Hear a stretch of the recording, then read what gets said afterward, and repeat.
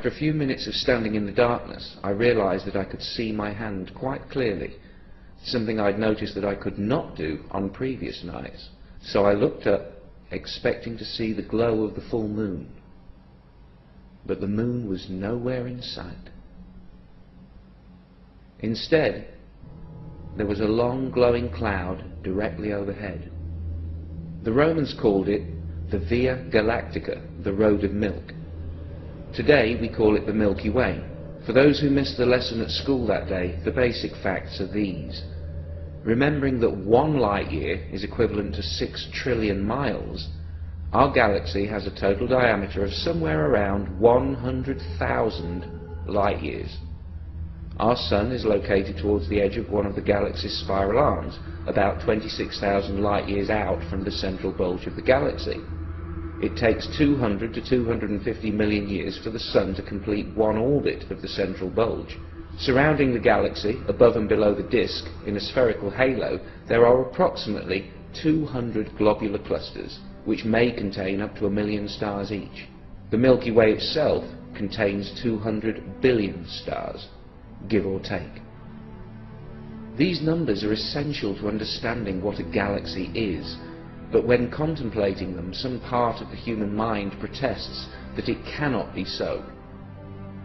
Yet an examination of the evidence brings you to the conclusion that it is.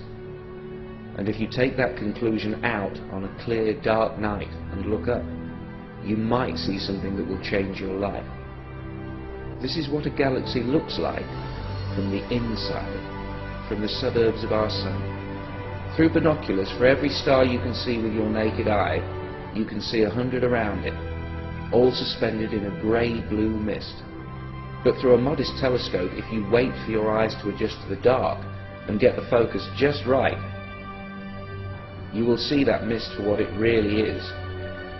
More stars, like dust, fading into what tastes like infinity. But you've got to have the knowledge. Seeing is only half of it.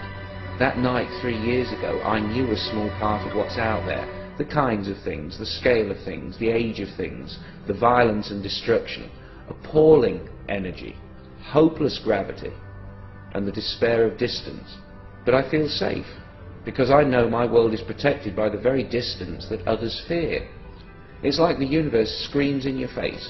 Do you know what I am, how grand I am, how old I am? Can you even comprehend what I am? What are you compared to me? And when you know enough science, you can just smile up at the universe and reply, dude, I am you. When I looked at the galaxy that night, I knew the faintest twinkle of starlight was a real connection between my comprehending eye along a narrow beam of light to the surface of another sun. The photons my eyes detect, the light I see, the energy with which my nerves interact, came from that star. I thought I could never touch it, yet something from it crosses the void and touches me.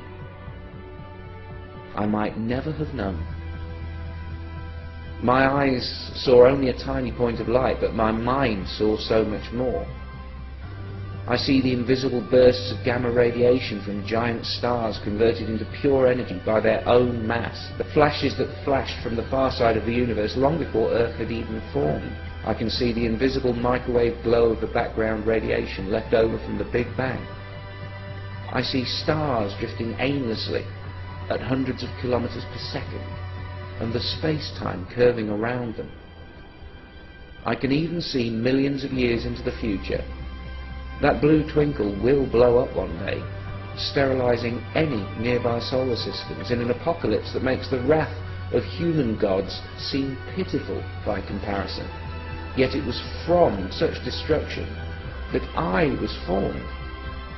Stars must die so that I can live. I stepped out of a supernova. And so did you.